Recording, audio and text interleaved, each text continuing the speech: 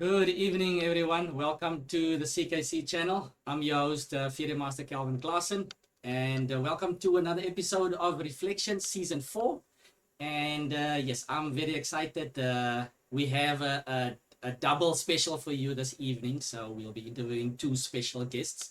And our first guest is a two-time South African ladies champion, and she's got quite a nice history that I'm keen, a chess history that I'm quite interested in. So I'll leave the proper introduction to Dr. Boa. And yeah, if you are new, just be mindful that we do ask live questions from the chat. So don't hesitate to press the follow button and ask us some questions. Throw them in as soon as possible before we don't get a chance to do so. After about 20 minutes, we will start with the viewer questions. So yeah, I think without any more delay, we will switch over to Dr. Boa in the studio. Over to you, Dr. Boa. Calvin, good evening to you and to the viewers and to our special guest that I'll introduce in a moment. And as the viewers know, we skipped last week because, of course, my colleague Calvin Klaassen went to Lesotho and he played in a tournament and he won the zonals. So Calvin Klaassen, congratulations from all of us on being the zonal champion, zone 4.5, and it's a tremendous achievement and we're so proud. And that's why we could give up last Tuesday to allow you to fully concentrate. So Calvin, well done on that side. We're really proud of you. Yeah, on the Reflection show as well. So, colleagues, tonight we've got Yvette Erwee as I know her, and I met Yvette many years ago. And in fact, I don't want to say it's probably close to about 29 years ago that I met Yvette for the first time. And Yvette has won the SA Open twice. She was the leader and captain of the '98 Olympiad team, playing first board for South Africa. And that Olympiad team was the first one for women, and they played in Elista in 1998. So a fantastic journey there. And then, of course, Yvette, you also qualified 5 times for the World Juniors, and in fact played there the World Youth 4 times, as I could see your record on the various chess results, where they still have some of your games that I could find as well. Yvette Erwee, welcome to the Reflection Show. Lyndon, thank you. It's really exciting for me to be here, Calvin. Thank you for having me on the show, and I'm very excited to dive back into the past and share a little bit of what my experiences were and growing up in this chess world, and to look at how it is today. So thanks for having me.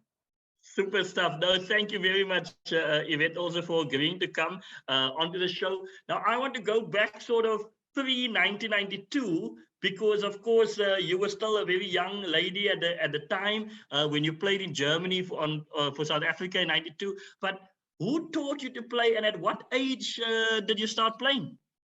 You know, Lyndon, I'm going to take you far back right now. It started with my dad. My dad always had this appreciation about the game of chess and understanding, you know, the benefits thereof. And when I was really small, I think he looked at my brother and I, and he thought these kids need something in their lives, and that turned out to be chess. So I think my dad was teaching Eduard, my brother, at probably around the age of 5-ish. And then I was always hanging around them and watching. And one day they just saw us play a game. So I literally started my chess journey at the age between 4 and 5. Wow. Yeah, so it's been my entire youth was chess. So that's where that started. So yeah. So that would have been sort of mid-80s, if I'm not mistaken. Yes, correct. Yes, we can give away our age. It's 100%. Yeah, probably around about the 83, 4s and 5s about.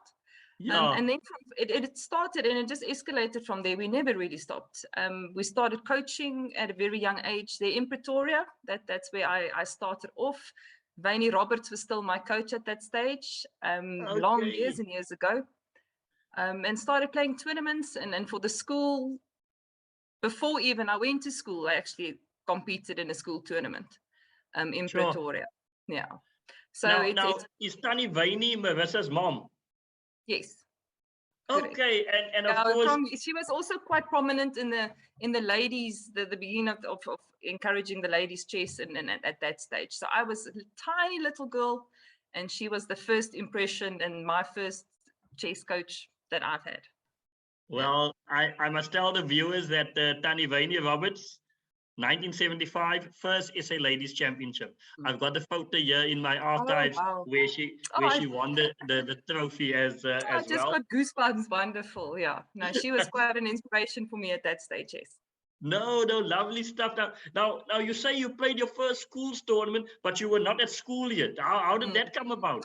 They just allowed me. My brother was playing at school, and they've allowed me to play. And I think my dad will be happy if I tell this little story, because my brother, I don't know, for the viewers, Yvette Erwee also was a Springbok chess player and represented the country. And then at that tournament, we played against each other. And I had no hope. And then I beat my brother, and he was really very, very, very upset. So they just allowed me, and I think it's because I was quite, we were prominent in the chess and everywhere, and they allowed me to play as a favor, I think, was at that stage. But we've just been playing tournaments after tournament after tournament since I was quite small. Unbelievable. No, that's a lovely story there. Of course, beating your older brother at the first tournament as well. And then, Yvette, after that, did you play a lot of primary school chess when you finally went to school?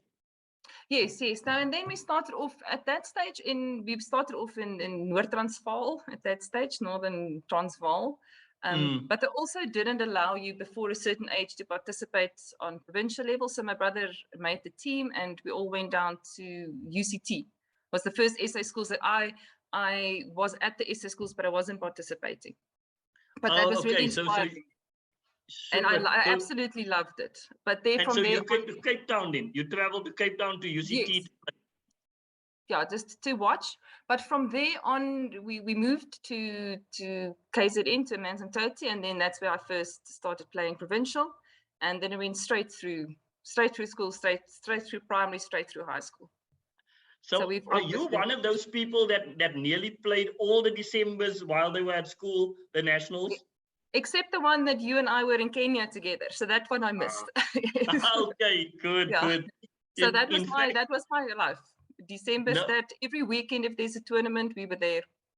Yep, we were there. Now, the other day, Yvette, just coming for a moment to that 93 tournament where you and I traveled together to Kenya, I realized when I was researching you that you and Caroline Bijou were the first two females to play in an open tournament in the open section of the African Juniors. Yes, can you believe that? And I'm not sure how exactly that happened, but yes, that's correct. It was quite an adventure. I think every single trip that we took was one, but that one just especially. But I think for Caroline and myself, both of us, we normally competed with the men in South Africa, because it wasn't split into male female until a little bit later. Yes. So, but I think, but you guys were the only two females there. That's why you guys were playing in the open section. Yes, correct. That is what it was. Yeah. So it was quite a story adventure. Well, I'll tell you, Yvette, I'm going to send you some photos over the weekend, because I actually went back in my book, and if I'm not mistaken, you and Caroline sort of came 6th and 7th in that tournament, as well, with a good score. No, we did pretty well.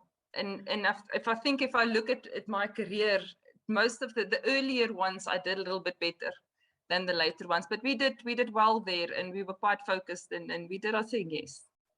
Yeah. Now, I will tell you that I'm still in touch with one of the organizers, Mr. Kim Barry. I'm still in touch with him. Oh, can you believe? Wonderful.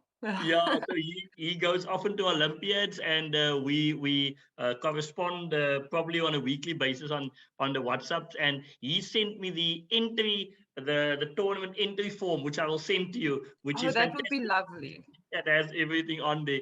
So that would be lovely to have. Now, if you think about your chess, before we now get to you winning that first SA Open, what type of chess player would you describe yourself as?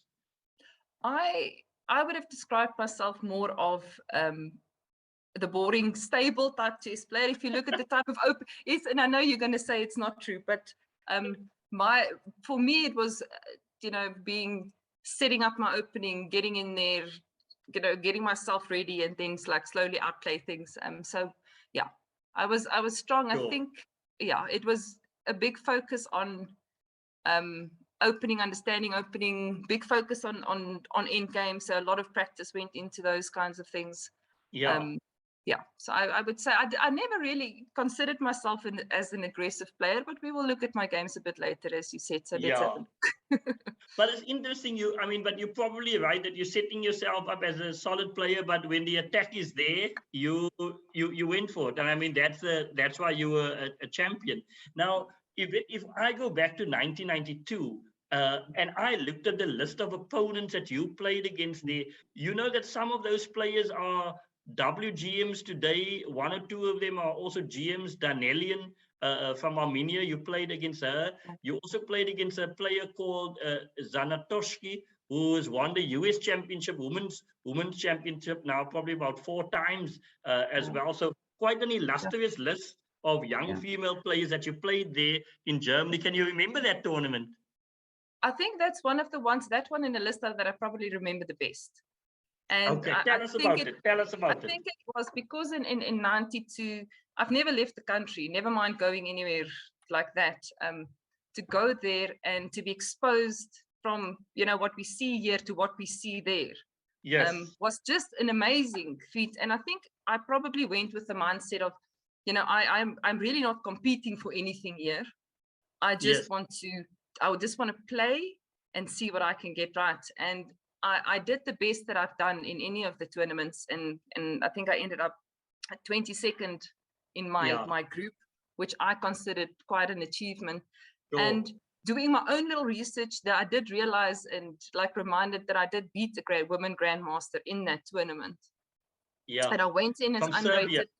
Yes, I was there. I don't remember all of it, but yeah, so that was quite a something, and it's not just her, it's other people or other players, they're quite highly rated players that we really did well against, and I'm very proud of that tournament. And it was such a culture shock and an adjustment, and to see all these big players. And one of the players in which I met again in Brazil was Harriet Hunt, which I've always had kind of an admiration for, and I think it also, my dad introduced me to some of these UK players, Nigel being one of them, in their type of games and things, and she was in my playing under 14 with me, and it was really such an exciting opportunity to see all these people around you and then to perform so much better. Yeah, no, for certain. And I think those early days, obviously we as South Africans that played in the early days, we were not sure what to expect. You also not sure how strong or weak you are. And you just got to give it your all, because of course, no chess bases existed really of players. So you wouldn't know their games unless you've seen it in magazines. Yes, and then most of them you don't know who they are. And maybe that also counts in your favor, because you're not as intimidated as someone could possibly have been. So we just went there, and even knowing we had great coaches and people helping us, but knowing that we don't have grandmasters coaching us from when we were 6 years old. So you go and you just you give it your all, and you play your best. And I think you scored about 5.5 in that Duisburg tournament, which is a very decent score for the first time out, if I can put it that way. I was very happy with myself. Now, which year did you sort of win your first SA Ladies Open? Because you've won 2 of them along the way, and that was before the SA Closed became established. Yeah, that's right. Honestly, I really don't even recall when exactly that was. My focus was on these other ones. I don't know. Sure. Maybe you can help me out. Yeah, I'll actually go find, because I couldn't find the exact date, but that's fine. We will, Calvin, when we actually write up some of the stories, then we'll get those exact dates. It was the same one that Anzel mentioned me in, where I won and she came second. I don't know if you asked her the year, but it was the same. That will help. Yeah, either 97 or 98 then. It was round about there, yeah. Yeah, it would be that one, because I think that would be the first one. Now, Yvette, let's just go back quickly to that tournament that you and I played in Kenya. What are your recollections about that one? Because I recall you and I and your mother going with a gentleman called Prasad, and we went on Christmas Day to the zoo. I don't know if you recall.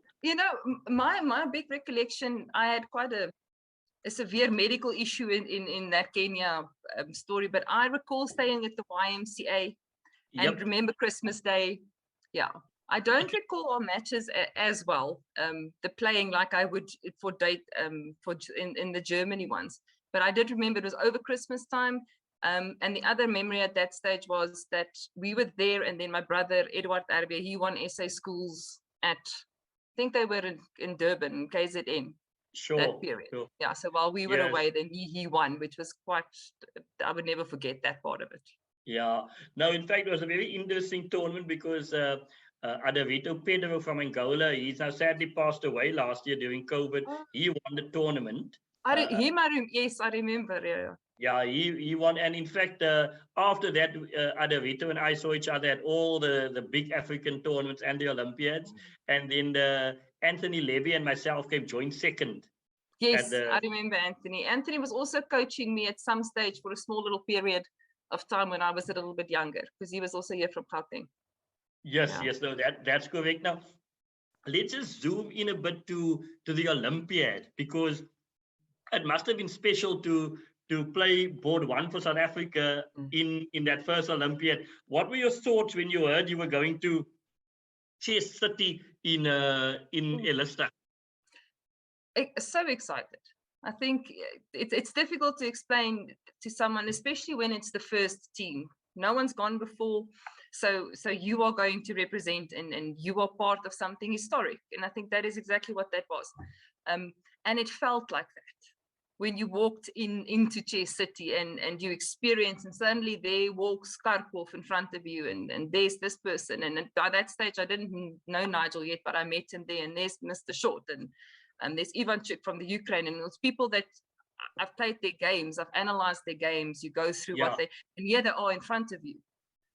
It's quite surreal. And I think the other part that made it such a wonderful experience is also the team that I went with Anzel and Michelle Menard and Alita Frank. We were all of the same age, and we were all excited, and we all had so much to give, and we just really enjoyed it. It was a wonderful experience. I mean, it's always an experience. All of us would remember those Olympiads. And I mean, that was just something special to have actually gone there to Kalmykia, which I'm sure a lot of people in South Africa still haven't heard of. But I mean, no, the point probably not. is that there was a chess Olympiad there. And in fact, Kenny Solomon made his debut at that Olympiad as well. Now, he was also there with us and Daniel Baudry. It was a very good experience. Yeah, no, excellent one. And your games, can you recall any exciting games that you played? Who you played against? The honest, no. I really, fine. I won't be able to. There was no one there that I was very specifically that I can speak about. But when we were in Brazil, what was that, 96? On the first round, I played against Harriet Hunt on board one. Yes, which is someone that I was like looked up to. And then for me, it was I think I lost the game before I sat down. But just that experience to sit there board one in this tournament, and you've got film crews around you and looking, and that was quite exciting. So those matches I remember. The others from 30 years ago, not so much. Now tell me, is Harriet Hunt the same lady that went to Oxford with mathematics and those ones? Is that the lady that you? I don't know. I honestly, but I googled her now again just to check up on her, because I've not heard about or of her for a while. And apparently she also went on a little bit of a hiatus, and now just came back from a break and just won the British Open. Okay, so glad that she's still there as well. Now, what we're going to do now is just for a moment, Calvin is just going to read one or two comments from the audience, while I've got my other questions lined up about your favorite players and your favorite books and all of those things. So, Calvin, over to you for a moment. Okay, so no questions yet, but a few comments in the chat. Let's see. Welcome, everyone. There's a Master JN. I was thinking who was that, but he revealed himself. He said, Yvette, lekker om jou te sien. Groete, Jaco Nelson. So, Jaco, thanks for tuning in, and thanks for the comment. So that's from Jaco. And Sean Willenberg as well. Welcome, Sean, also a regular on the show. He says, evening, everyone. Having bad reception. Okay, so his side, hopefully it gets better. Prince Chigs also says good evening. So that's about the messages for the moment, Dr. Boa. You know how it goes. The viewers always wait till the last moment to throw in the questions. So I am No, assuming you will continue with the questions, and we'll check in again pretty yep, soon. I'm good. Yeah. Yvette, now in order for you and I'm assuming your dad would have also played a role. What books did you study when you were a young player growing up? I need to mention this for the record because I saw that you've got this wonderful chess library. Yes. So do I. My Okay, dad good. is we've got a nice library, probably between 400 and 500 books. So I Excellent, have a excellent. little bit of everything. And when I thought about this, to say favorite books, I've never had a chess book that I've worked through from page 1 to the end. Something that I think people who played when I played back in the day, when I say MCO and MCE, I think they would know what those books were. That's the Modern Chess Openings and Modern Chess Endings. And I think for me, it was like my chess Bibles, the openings and the end games that I would, always pay attention to. Other things, my coaching was a lot of analyzing games. So I would analyze a lot of the games of, I think, the older, greater players that had similar maybe styles as mine and openings as mine. Fischer versus Spassky, that book was something, and even the old notation. I did so much old notation in my day. I think you know. Capablanca and Botvinnik, those older grandmasters. Yeah. So I've got so many books. I'm sitting right here by my library. It's just here. Super, super. That we would work through. So those are the kinds of books that the chess players, even Nigel, I've got his book, Games of Nigel Short, I've gone through many of them. And that is the kind of things that even when I was coaching, the Modern Chess Openings and Endings were things that I used for the teams that I coached. So those are the books that I add a lot of value to. Now, Yvette, 400 to 500 is an impressive number of books there. For somebody who's not playing. Yeah, we'll have a conversation about the books, but that will be later. We might add to your library, who knows? Well, look, I'm now just thinking if you're saying about the MCO, so for the viewers, that is Modern Chess Openings. So the MCO, of course, has many editions. I'm not sure at which edition they sort of stopped, but I mean, I remember MCO 15 and MCO 16. I'm not sure which one you have.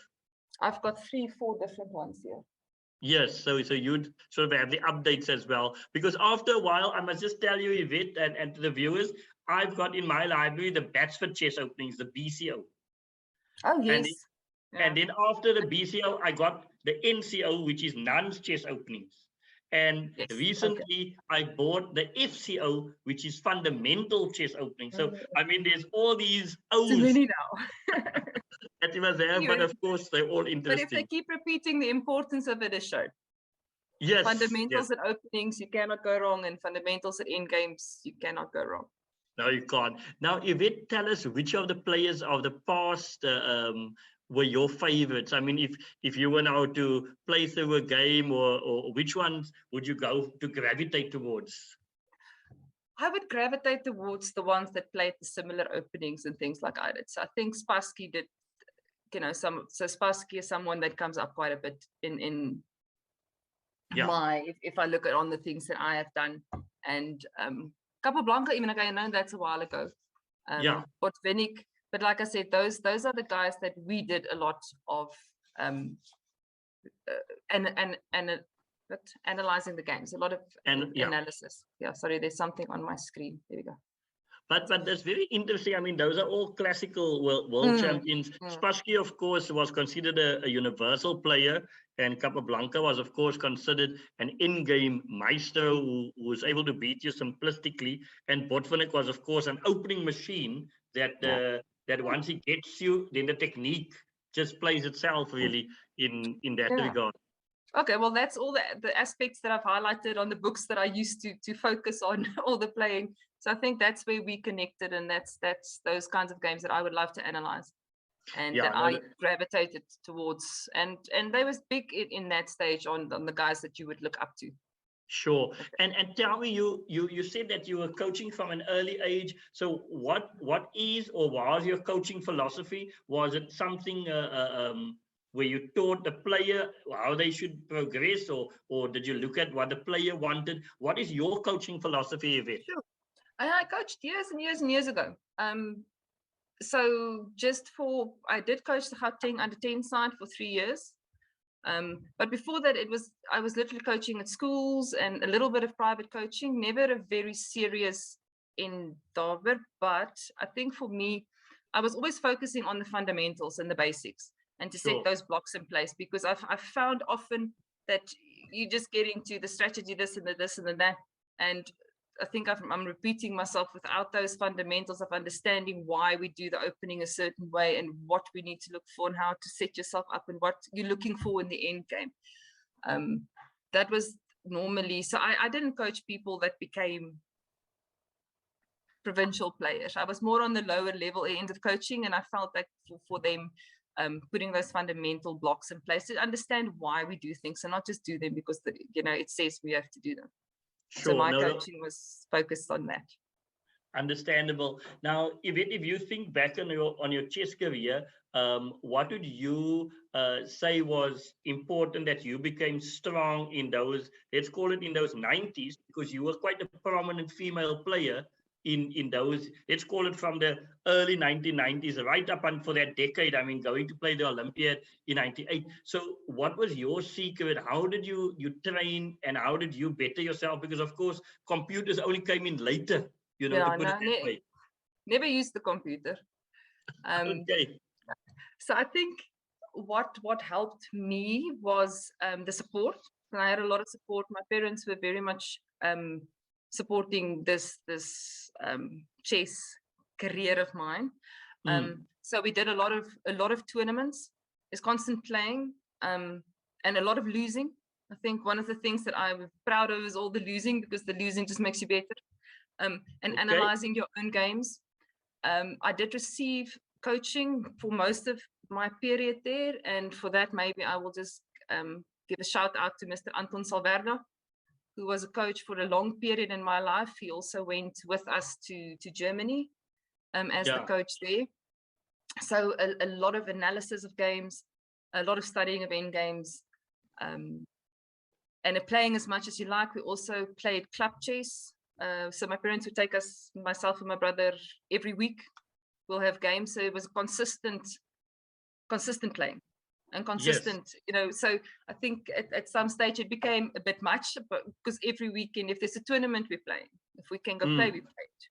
If there's coaching every week. So it's like anything, I think, in life. You need to be persistent if you want to get somewhere with something. So I think that is what I can contribute, the success that we've had, or that I've had. No, those are interesting points. I think the first one that I want to comment on is that so in 1993, when I went to Kenya for that first tournament with you, Mr. Salverda actually bought my blazer for me. Oh, yeah. Okay, he was very, very much involved. Yeah, no, he was very sweet, because he met me at the airport and he realized I didn't have a blazer, so he someone went to go buy a blazer for me as well. Oh, it's lovely. And I see he's still actually actively playing at the moment. I saw that. Yes, I saw and here, not in Joburg. I've seen him. Yeah. I think I'll have to find him to get him onto the reflection show. I think that will be a wonderful, yes. He's playing with Corner Klaver, and Corner Klaver has got also a chess academy, and I saw them play together, so we can get hold of him. I can make I'll contact Corner. He and I still chat there. Now tell me, which club did you play for? You say that you went to play club chess. Which of the clubs in Gauteng did you play for? The first one I'll mention was when I was still in primary school, when in KZN at the Greyville Racecourse. There was a chess club. Don't ask me what it was called, sir. I don't know. Was it not Durban Chess Club? Yes, Durban Chess Club, and it was situated in the Greyville Racecourse, and we would go there. I think it was every Tuesday night. Sure. And then here in Gauteng, it was different chess clubs. At Roosevelt Park, there was a chess club that we used to play. So wherever there was active players and strong competition, we would find the club. And Roosevelt Park, I remember we played there for quite a bit as well. But it sounds to me as if, I mean, club chess was an important growth point. I mean, because you had the opportunity to play strong players in Yes. these clubs. That's the thing, and especially even from a young age.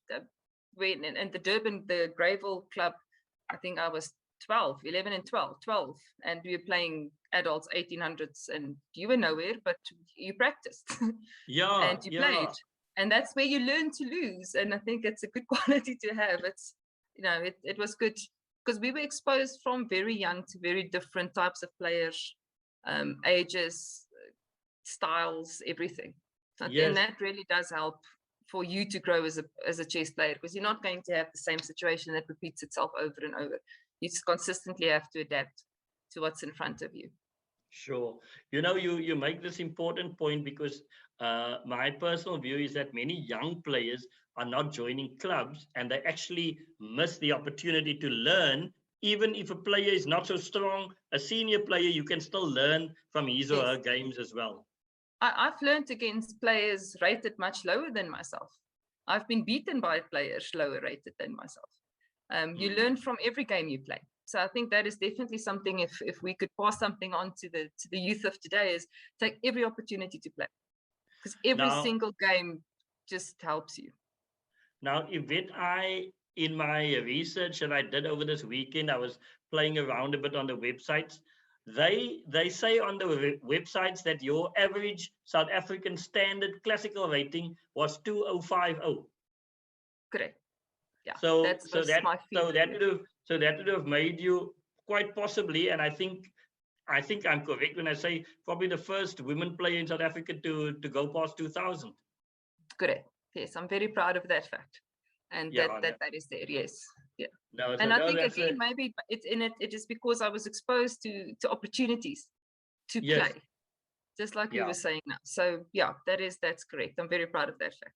No, well, the websites and the records on chess games and chess.com and all the other ones that sort of, if you Google your name, then you'll come up to some of your games, and then they also have these standard ratings as well. So no, well done on that for maintaining that, because of course getting there is one thing, but maintaining it is also something else. Yes, no, because when I left, I looked on after the Germany, the first World Championships, the under 14 one, when I did quite well, I left there with a rating of 223 something. Right. So that was very short-lived, but it was still a very exciting moment, something exciting to see on paper. Sure. No, of course. But it's on paper. So. No, excellent stuff. Now, Yvette, I see there's one or two questions in the chat room. Calvin, shall we just have a look there? I just see one or two questions that have come through. So Yvette, just give Calvin a moment quickly. Calvin, over to you. Okay. Yes, thanks guys for the questions. Let's see. We've got Mark Lewis in the house. We've got Charles Eigap. I'd like to mention this fact. Charles was our first guest from Namibia. In fact, first guest in season 1, the first ever guest on Reflections. So welcome, Charles and Mark Lewis. Denise Frick is also in the chat over here. Everybody's here, so welcome, guys. And there's two people that's asking here, Mark and Dr. Queenie. They're asking, okay, Mark says, any plans to come back to compete again? And Dr. Queenie says, hi, Yvette, great to see you again. What does the future hold for you chess-wise? So they want to know, is chess coming again? I think it's something, Lyndon, you can explore with Mr. Short after this. And the reason I'm saying that is every now and again, I get the call from him or the message of, when am I making my comeback? I think if maybe you can tell him if he decides to be my personal coach, then maybe I will consider it. Okay. I think if I have to honestly answer that question, I think after the last game I probably played, the proper game I played was more than 20 years ago. I think I've had my innings in the chess world. It's actually just it's fantastic to be back and to see, and you'll get another person for your channel, Calvin. I'm subscribed. It's really great to see it. And Denise that is there that has asked the question, I just want to tell her that I am tremendously proud of what she's doing. I think Denise and I just kind of missed each other in the playing world. As I stepped out, she stepped in. But it's wonderful to see the things that is happening. And I think for me, I will be supporting from the sideline initiatives like these that are being taken. It's just absolutely fantastic. I'm very proud. Okay, Super thanks, stuff. thanks Yvette. Thanks for that. And apologies to Jaco Nelson. He was actually the first one with a question in the chat. He was asking, what was the high school in Johannesburg who you played for? It was a Randburg Hoërskool. Aha, there you have it, guys. Hoërskool Randburg, yeah. All right, and yes. Next question. Let's see. Yeah, and then one more question here I have from, I'll just double check if there's anything else, but from Mark as well. He's asking, did you play in any of the SA closed in Cape Town? No, I did not play SA closed. I don't know what year exactly it is that those started. Maybe you can help, Lyndon. But I think that was kind of when I was moved out. Because my last, I think because the list was 98. Yeah. And then I think 99, I played in India, the last under 21 world champs. And then after that, not any. So the close sort of started in about 2001 and then continued. And they always used to play at the castle there in Joburg somewhere. In Centurion, or some, I can't, I missed those. I wasn't part of it. Yeah, okay. So that came later as well. No, but thanks for that, Calvin. I've just got two more questions, Yvette, and then I want to go to the games as well. So Yvette, if you think about your chess career, particularly now, let's call it now from the mid 80s to let's peg it at 2000 or 99. What was your favorite tournament that you can think of that would always bring a smile or a, sort of a delightful little when you think about it? Always SA schools. The December, always SA schools. There was something magical about SA schools. It's difficult to explain. Because you build good relationships with all the different provinces. You go, you know everybody. It's a strong competition, but it's the manner in which it is. It's just such camaraderie. I loved it. I loved the competition there because the competition meant something. Winning meant something, and that really it does put a smile on my face just thinking about it. No, I still miss it. I can well believe it. No, and of course, it having been a major part of your life for such a long time, in the December vacation on that one. So no, I think it is obviously playing team champs and individual champs. It's like a long tournament. And I think I've played so many others throughout the normal year that it's really difficult for me to say this one or that one. We didn't have one big tournament, or it was consistent play for me. So that is something that really does stick out. No, understood there. Yvette, and we said we'll ask Mr. Short if he'll be your coach, but as Dr. Queenie and many others are saying here, they love to see you play at some stage, and maybe one day we must coax you into playing a rapid or something, just to... Who knows? Rapid, I used to love that, but I'll go practice. I'll go with Corno Klaver because he does a rapid chess tournament every whenever. I'll practice a bit there. Let's do that. But Yvette, from my side, thank you very much. I mean, you'll see there that there's so many things that we can go into, but we've set ourselves for the hour. And of course, later on in next month, Calvin puts these shows onto YouTube. So they will always be there for when you want to show your family as well. And, people to see that on that side. So what we're going to do now is we're going to go to the two games that we have. And then Calvin, Yvette, do you want to just open? Have you got the show on your cell phone? I'm going onto it now. Super. And then Calvin, shall we go into the lead chess one on that side? Okay, let's do that. Okay, so Calvin, you can steer. You can steer on your side, and then we can. I've played through the games, but let's then you and I can just go through it, and once Yvette has sight of it. Okay, so which one are we starting with? I think we let's go in the Nichols one first, Calvin, and then we'll go to the Naval game after that. Okay, so Yvette, you've got the black pieces here against Nichols. Do we know which event this was? Let's just quickly check, Jock. What year was this one? The Nichols one. We'll check now for you. Okay, sure. You can just let us know when you're ready, Yvette. Yeah, it's 1992 Germany, the World Under 14 Girls. Okay, Okay. interesting stuff. Yeah, so it's a game for the ages because I think Germany was August 92. So it would have been played about that time because we remember South Africa made its debut in June 92 at the Philippine Olympiad in Manila. And then after that, the World Youth took place in Germany. So let's see the young Miss Erwee. Okay, shall we start? Let's go. So yes, let's D4, go, Calvin. knight F6, knight to F3. Yep. We have E6 on the board, bishop F4. Looks like if this was the year 2022, I would say a London system, but let's see what goes. Yeah. So D5, E3, B6, some early fianchetto on the queen side. Yeah. Bishop D3, bishop B7, and yeah, it looks like a London. There we go. So knight BD2, knight BD7, castle C5, and C3. Okay. So all right. Bishop E7, rook to E1, and castle. So pretty much standard setups for both sides. And the London is known to be quite difficult to crack. So let's see. Rook to C1 was played. Rook C8. But I think, Calvin, just to make a comment perhaps on this one, Yvette, can you see the position in front of you? No, I'm afraid I cannot. I'm having a bit of a... Are you but lagging speak over through that it, side? I will definitely look at it later. Okay. Okay. Yeah, if you go onto the Twitch channel, then it will be on there now. Yeah, it's on. I think it's a bit stuck, so it might just be connection things that I'm having issue with because I can see myself on the screen. Oh, okay. Yeah, so they say that it's a slightly better to watch on the laptop, but I didn't assume that the cell phone would give too many problems.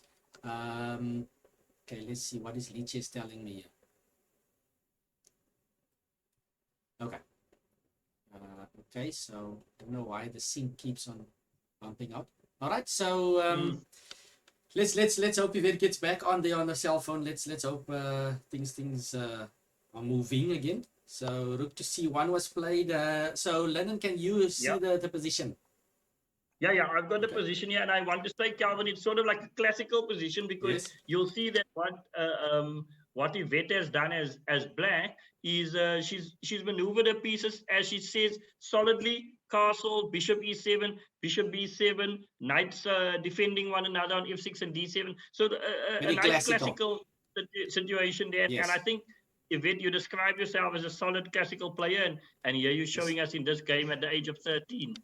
Yep, very true. So rook C8 played, very natural as well. Bishop B1, and finally we get something traded off the board. All the pieces are on the board. So C takes D4 played, E takes D4, and rook to E8. Yeah, Calvin, you know I've got now a second person who's texted me now to say that our Twitch channel has frozen, but I can see it here on the second laptop, but on the cell phone it is frozen. Okay, are you seeing it on your laptop moving at least? Yeah, no. Jock has got his laptop open here, so we're seeing it, all the stuff. Okay, but on the cell phone, maybe to the viewers out there, maybe you should, if you do have a laptop close by, maybe it would be easier to view it on there. We'll investigate a bit more on that one. Okay, but like you said, we will have the YouTube channel as well with everything running smoothly. So let's try to do with what we have.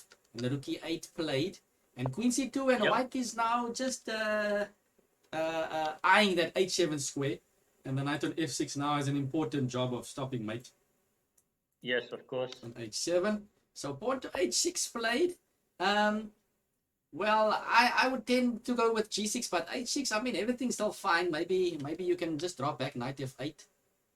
So, in fact, this looks like exactly what black did. So, knight F8, very solid again.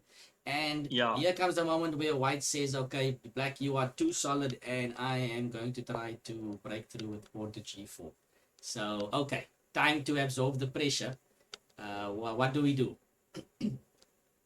Okay. Yeah, I think that shows that aggressive intent. But Yvette, you were a young lady at the time when people were trying to be aggressive here with a pawn to G4. Yeah. And so, of course, she needs to do something about it now. Yeah, no, definitely. If when I was 13, I see something like this, I would definitely be sitting up straight immediately. So bishop d6 and h3 to follow. Not the scariest thing immediately, but maybe white is realizing there's nothing immediate. Yes. Knight to e4. The knight stands proud in the middle, blocking the diagonal. Sure. Yeah. Bishop h2. And you can't win the game just by defending, and I got a feeling that black is going to start something. So all the pieces have been moved except for one lady. So black starts with queen h4, and yes, the counterplay begins. And okay, f2 is on fire. On the screen, we're noticing that you're attacking now. Aha. Once all your pieces have been developed. I'm trying another laptop on this side. I might just be able to see soon. Okay. Great stuff. So carry on, thanks. All right, so f2 is hanging, h3 is hanging. Which one do you save? Let's see. So you can take. I guess you can take the knight, right? You must take the knight, yeah. Otherwise, pawn falls. Knight takes is forced. Pawn takes e4, and white plays a very interesting move, knight to f3. So it's eyeing the bishop on d6. That's hanging. Yeah. And it's also kind of inviting this over here, but I've got a feeling that the white is missing something over here. Yes. Maybe white was expecting bishop takes h2 and knight takes h2. Yeah. But of course, Yvette has seen a move longer here. And black simply takes the knight. Without fearing anything, and after bishop takes d6, the table's fully in black's favor here, and it's black that's still a winning mate, an unstoppable mate. So interesting stuff. I mean, white would love to just hack that knight off on f8 and mate, but yeah, she's too deeply away. But I think, Calvin, when I looked at the game, I realized that this is probably Yvette. Yvette, you were solid. Nothing was hanging at any stage. And this is why you were a top player in your day, because you covered all the attacks that white had, and you went for your own attack. So well done to you on that one. Yeah, nice. Thank you. Nice game. I think this is also the type of games that I don't say play, I would prefer to play, because when your opponent gets nothing out of it, and you can just tidily, slowly turn the heat up, that's beautiful. So